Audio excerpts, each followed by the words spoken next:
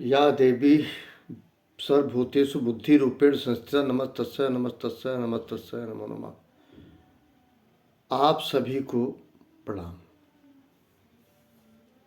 आज दिन बृहस्पतिवार है। वैसे तो सारे दिन अच्छे हैं। श्रेष्ठता के क्रम में माना जाता है और गुरुवार कहा जाता है थर्सडे को।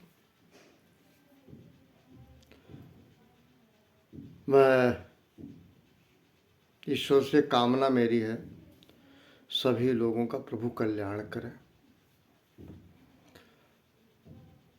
मेरे अंदर एक बात आ रही है, अगर को आपको अप्रिय लगेगा तो मैं हाथ जोड़ के माफ़ी मांग रहा हूँ।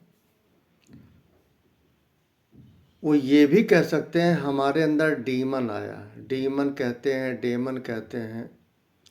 उसका टेम्परेरी एक अटैचमेंट होता है जिसको कहते हैं शैतान आया और कुछ करके चला गया, प्रेतात्मा आया कुछ करके चला गया। डेविल नहीं कह सकते, डेविल क्योंकि राक्षस मैं नहीं हूँ, इतना तो है।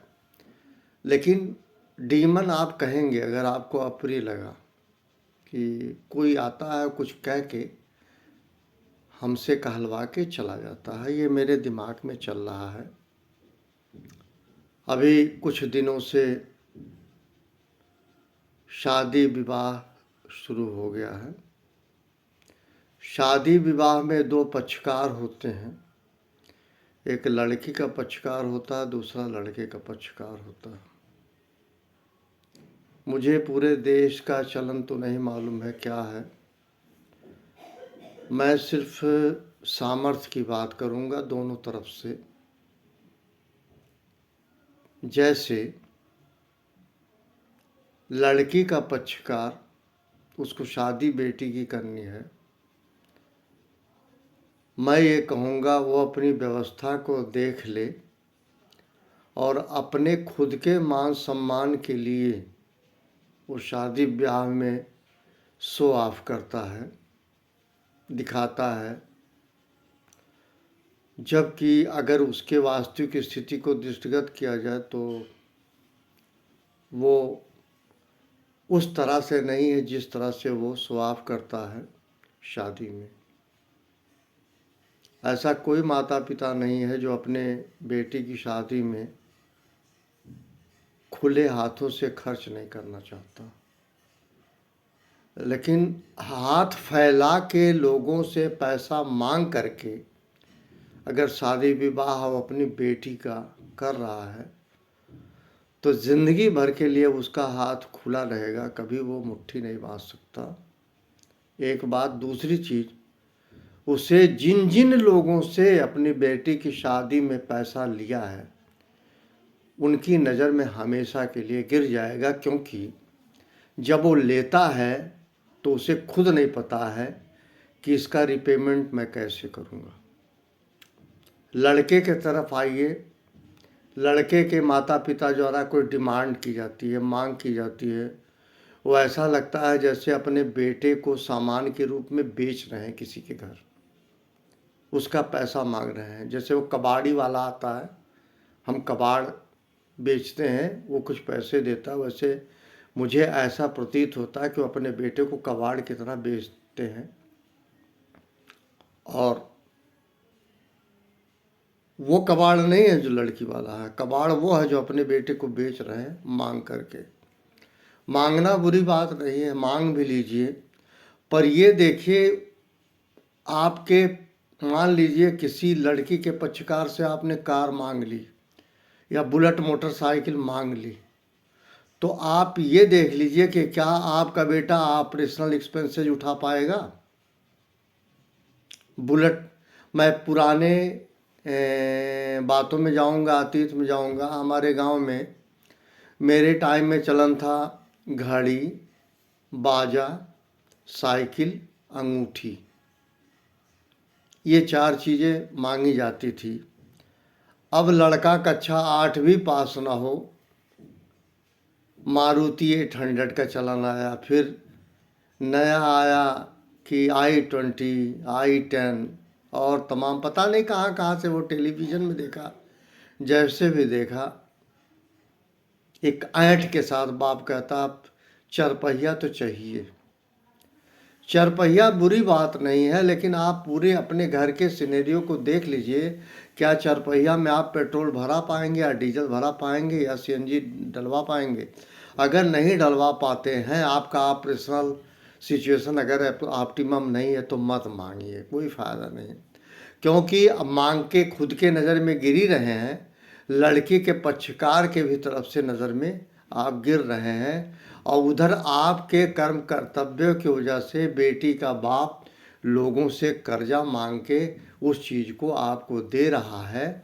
लेकिन आपको जानकारी दे दूं, आगे चल के लड़का लड़की के संबंध इस बात से खराब होंगे कि मेरे पिताजी ने कर्ज मांग के शादी की थी, आपकी डिमांड थी, पूरी की थी। फिर पति पत्नी में आने वाले दिनों में वो बना रहेगा जिसको कहते हैं स्पेस, उसको कहते हैं डिसकोऑर्डिनेशन, उसको कहते हैं डिफरेंस ऑफ ओपिनियन। मैं इसको बहुत सोच समझ के कह रहा हूँ, विशेषतः लड़की के पक्षकार को, कि भीख मांग के शादी मत कीजिए बेटी की, और कोई कन्या अविवाहित कभी नहीं रहेगी, कोई कन्या। और मुझे तो शर्म आती है, एक हमारे पूर्वांचल में है, कोई फंक्शन होता तो 8-10-20 गाड़ियाँ होती है, तो पता नहीं वो क्या समझता है कि देश का प्राइम मिनिस्टर एक रात के लिए हो जाएगा या कोई बड़ा वो हो जाएगा, जबकि उसकी हैसियत कुछ भी नहीं है, कुछ भी नहीं है। अगर वो एक जो है स्कूटी भी अगर उसको दे दिया जाए तो उस स्कूटी में पेट्रोल नहीं के बराबर होगा, गाड़ी ऐसे खड़ी रहेगी। और लोहा को कहा जाता है जब ऑपरेशंस नहीं होंगे तो उसका वैल्यू ज़ीरो हो जाएगा, वो कबाड़ की तरह बिक जाएगी। फिर आप ऐसे दहेज का क्या करेंगे? अगर आप ऑपरेशनल कार्ड्स नहीं बियर कर पा रहे हैं तो डिमांड मत कीजिए, खुद का सम्मान बढ़ाइए, खुद को सम्मानित महसूस कीजिए। लाइटिंग करते हैं, फाइटिंग, फायर फाइटिंग जिसको कहते हैं, उसको मैं फाइटिंग कहता हूँ, कि पूरे मोहल्ले के सराउंडिंग लोग जाने कि 30 मार्क हाँ है, इनके घर में शादी है, और उसके बाद आपके घर में ठेला वाला आए सब्जी खरीदने की हैसियत नहीं है, लेकिन आप करेंगे। किसी को नहीं दिखा रहे, पता है आप सबके निगाह में गिर रहे हैं, जिनके जिनके साथ आप पार्टी कर रहे हैं उनके भी निगाह में गिर रहे हैं, खुद के निगाह में गिर रहे हैं, और जो आने वाली जो बहू है उसके भी निगाह में आप गिर जाएंगे। आपको एक गिलास पानी नहीं मिलेगा। मैं वही हूँ, मैं सिर्फ इतना कह रहा हूँ, आपका जो पॉकेट अलाउ कर रहा वही कीजिए। और कोई लड़की अविवाहित कभी नहीं रहेगी, अगर है शादी तो हो जाएगी। कन्या का विवाह कहीं कभी नहीं रुकता, गलत फहमी है।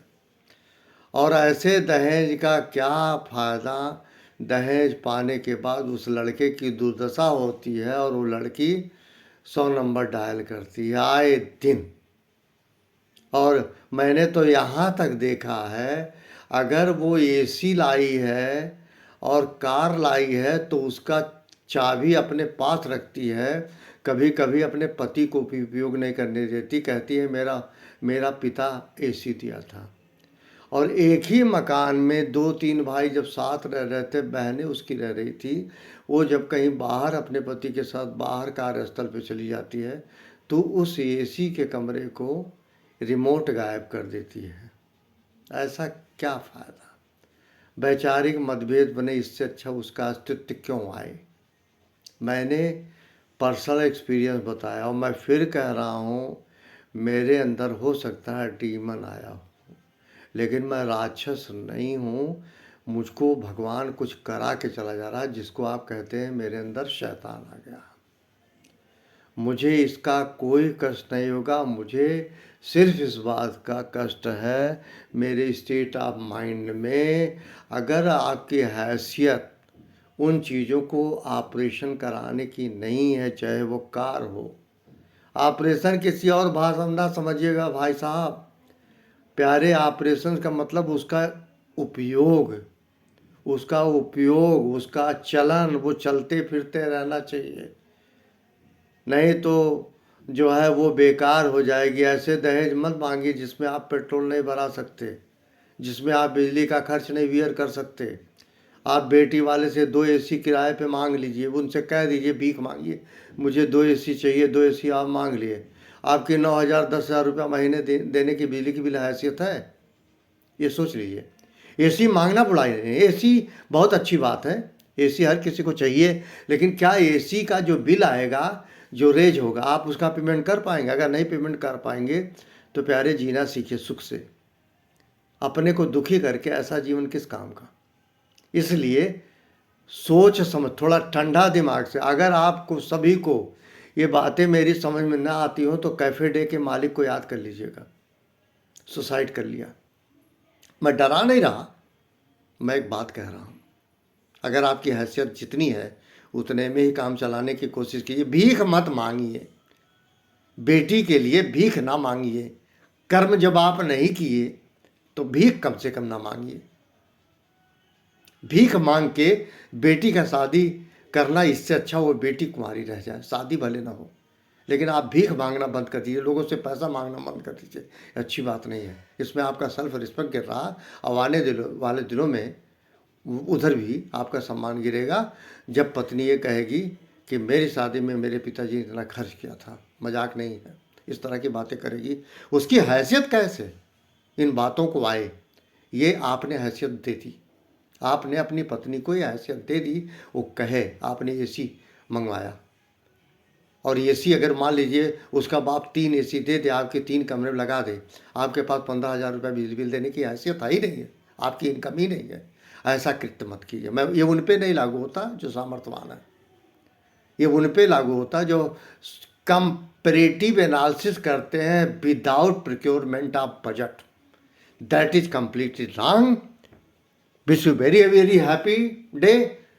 Thanks to all. माय प्रणाम।